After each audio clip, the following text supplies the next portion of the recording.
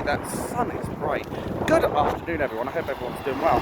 Just come off from the Paul Thorpes Show, and quite rightly, I think there's a lot of things that are being said by people that really do need to be addressed here, quite frankly. I think one of the first things I need to talk about is really how easily did Rudaku-Banana get into that dance club? Because surely, if we've realised that there are a lot more of these kinds of attacks where we have lone wolves who are going out of their way to attack anyone, be it man, woman or child, surely there should be some more safety measures in place. And certainly the case for places that involve a lot of children. Prime example is schools, nurseries, fun parks, or dance clubs, as we've seen. There are places that I feel at this point that I haven't really spoken up about this, generally speaking, because it's something that's really been, it's not really been in my mind, it's more been an afterthought. Like what that one guy who came on and said, basically he effectively triggered like a flashback, if you will, unlike the flash from that sun. Anyway, it triggered a flashback that makes me want to talk about it. Like, to put it into perspective, as I've said, I'm not particularly keen on children because of how I've been upbrought. It's not a matter of I have a disgusting opinion or what have you. It's a matter of I find it very, very hard to, what's the word I'm looking for? To interact with children, because it brings back bad memories, quite frankly. But that does not mean that I am completely insensitive or unempathetic about children. Children should be the first priority as far as people who need to be protected is concerned, because otherwise what we get is the classic case of what Rudaku-Banana did in Southport, that disgusting crime where 3 kids were robbed of their lives.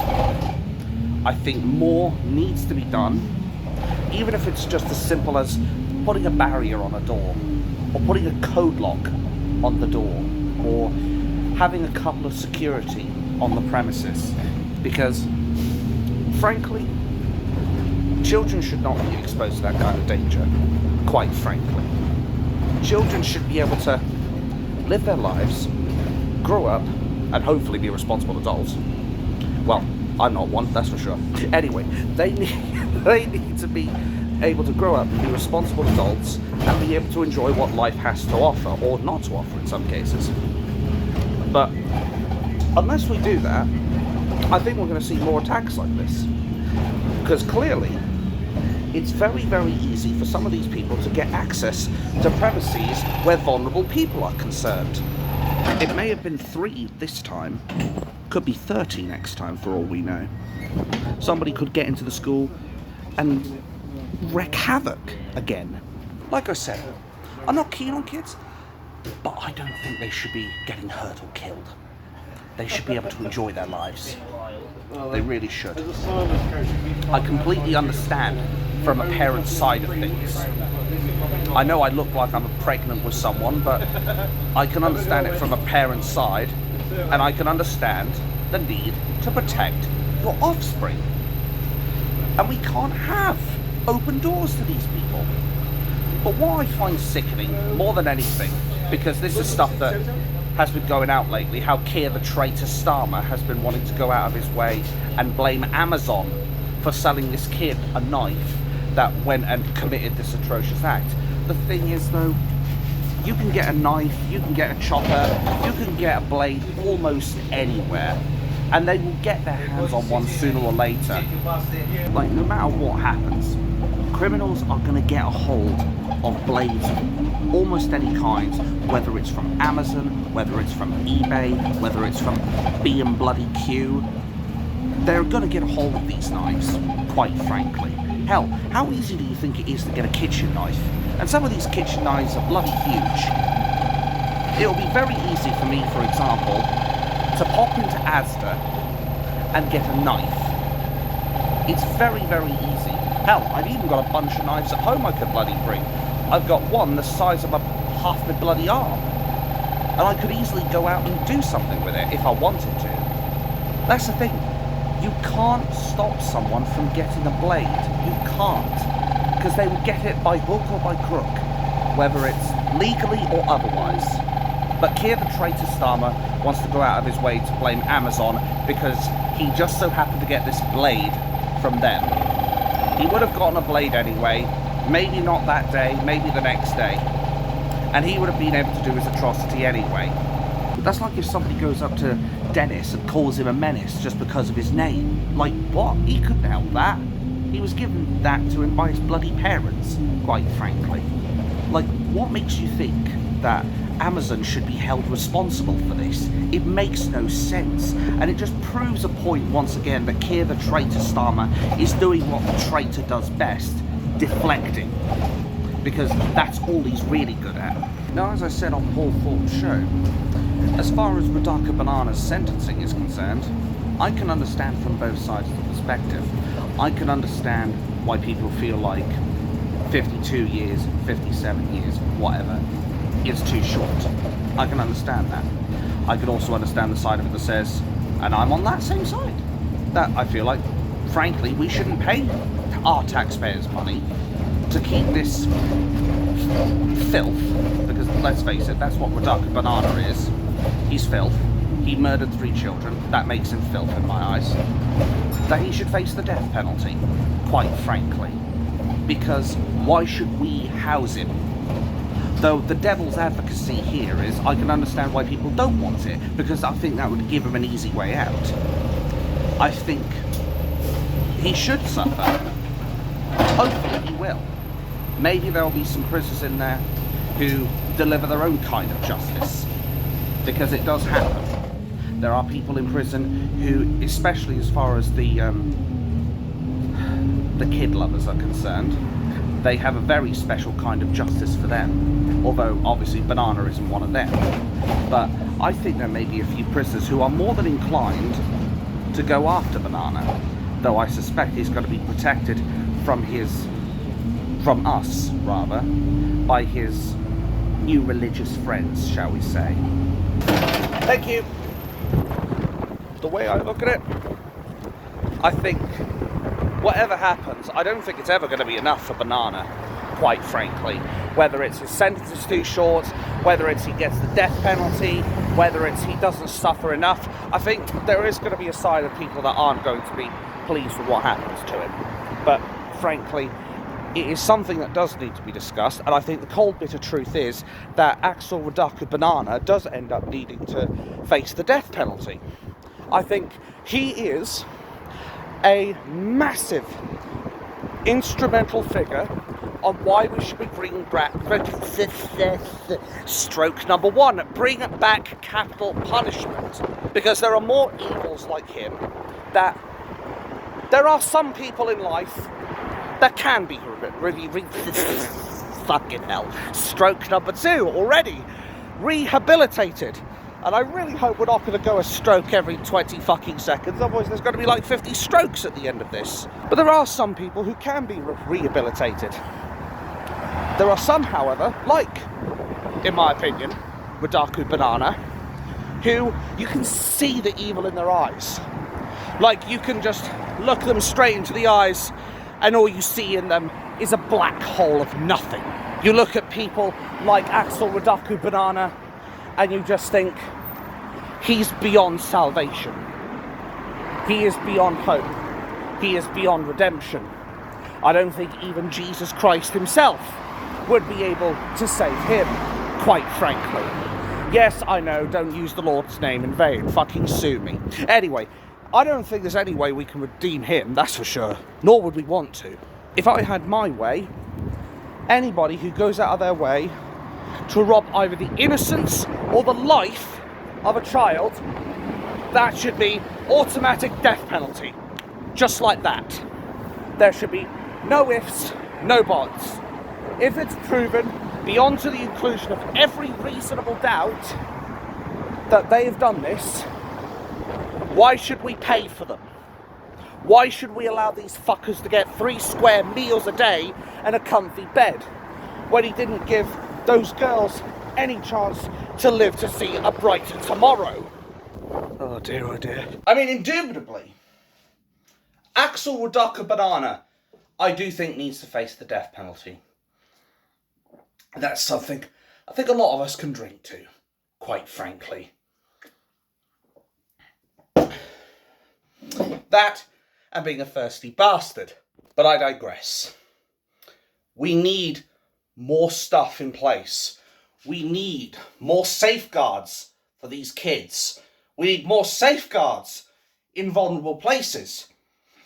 We need people who are willing to stand up to these terrorists that are basically seeking to destroy our country through jihad.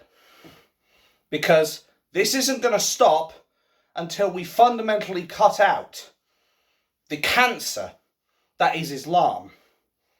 That's the way I look at it. And I accept, let me be clear, that there are people that do this of all colours, of all skins, and of all races.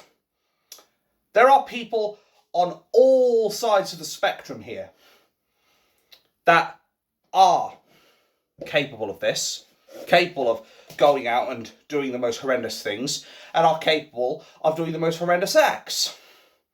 I'm not saying anybody else isn't capable of it, but what I am saying is that we do predominantly see, in this day and age at least, as far as the West is concerned, and even in their own places is concerned, we see a lot of degeneracy from the so-called religion of peace, quite frankly. But of course the mainstream media won't tell you this. You know the drill, folks, because say it with me. It doesn't suit the narrative. They're all focused on protecting community relationships and having their conversations with their fucking faith leaders. Oh, how wonderful you are, faith leaders. Thank God you haven't murdered me, even though you treat me like a second-class citizen, and you go out of your way to throw stones at gay people and throw them off buildings. Like, can people be any more deluded? And what's really sad is, we have the likes of Sly News going out of their way, virtue signaling, trying to say that diversity is our greatest strength. If diversity is our greatest strength, I dread to think what our lowest one is, quite frankly. Because if diversity is our biggest strength, then I'd say we're about as strong right now as a tub of milk. We have no chance of powering through the obstacles of today if we're literally saying that our strength is within our diversity. There is no such strength in diversity. In fact, the only thing diversity has done is divide the nation. And I dare Keir the traitor Starmer to stand up on that little fucking podium of his and his tiny little bollock that he has, if he even has one, and say diversity is our greatest strength while I'm in the fucking crowd. Because I'll tell you right now, I will slap that bitch down in an instant. He will be in so many pieces that they won't be able to clean up what's left of him with a fucking mop. Obviously, metaphorically speaking. But the way I look at it, we have been too soft. We have been too lenient. I think they've underestimated, frankly, how generous we've been. We're not the person that speaks the loudest, but we're the people who are the quietest. Because it's usually the quietest people who somewhere in there have a hidden power. A hidden power that could blow away all the corruption and blow away all the bullshit. Just like that. Keir the traitor Starmer right now isn't just playing with fire, he's playing with napalm. And he will 100% get burned. It's just now a matter of how badly he gets burned. Because the British people, they're starting to see this. They're starting to see just exactly how low this country has sunk. And they're realising that the problem isn't in our race of being white or being whoever. It is a governmental issue and an incompetence issue. Our government's incompetence, complacency, and downright hatred for its own people has led us to a position where we are like a volcano where the top is about to blow off, quite frankly. What do you think will happen when that volcano reaches boiling point? Stroke number 3 reaches boiling point. Nearly had a 4th stroke trying to correct myself. Fuck me.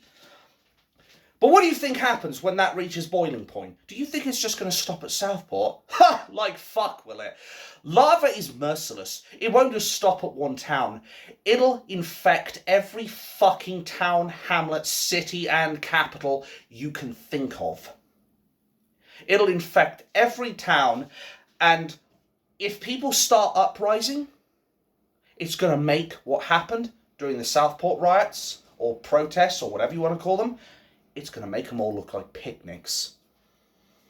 I say that knowing full well what the British people are capable of. Let me be absolutely clear, as I've always done without fail though. I don't want a violent revolution. I don't want an uprising. As much as I hate this establishment, I do not want it to come to people overthrowing the government. But I do completely understand why these people feel that might be their only option. And I think, as I've said many times now, if Keir the traitor Starmer doesn't resign by the 1st of March, I think we're going to see just how nasty some of these people can truly be. I think we will see the darkest day of British history, quite frankly. There will be blood on the streets. There will be politicians who will literally need to hide for the rest of their lives for fear that if the people catch them, their lives will be over. They'll be cooked. 200 degrees in the oven, 15 minutes. Ding. And I definitely think Keir the traitor Starmer would be at the top of that list. What's happened as far as Rudaku-Banana? The whole cover-up, it reeks. Halitosis of the human soul, both in Rudaku-Banana and Keir the traitor Starmer. But I suppose that's what you get when you have somebody who is the leader of the nonce party. I mean the Labour Party. Or maybe I was right first time. That's what happens when you have a man who is a sectarianist bastard who is willing to commit fraud on his electoral form, is willing to screw over the elderly by taking winter fuel payments away from them, by funding wars in Ukraine and Russia, and by supporting terrorists in Syria. Make of that what you will. The bottom line is Rudaku-Banana does not even deserve to breathe the oxygen that we breathe. If I had my way, I think there are some banned methods right now of torture that might be used as special exceptions for people like Rudaku-Banana. And I'm not talking the tortures where somebody gives them a slice of cake and a glass of milk. I'm talking things that would make even the most stalwart heart's skin crawl. I'm talking things that were banned for very fucking good reason, quite frankly. And I think one of these would be very fitting for Rudaku-Banana. Has anyone heard of Ling Shi? It's a Chinese method of torture. 1,000 cuts. I think this kind of thing, if we use it on people like Rudaku-Banana, who commit these atrocious acts of murdering kids, I think using it on people like him would set a very, very, very strong example of what happens to those who fuck with our kids. I think it would ensure that this, I don't care if he's a kid, a teenager, or an adult. I don't care if he's a fucking OAP at this point. He is scum in the eyes of many people. And Ling Chi, death by 1,000 cuts, would be very fitting for him considering the number of injuries he inflicted on those kids. In fact, I think it would be very symbolic, quite frankly. It would be symbolic in the sense the punishment would indubitably fit the crime.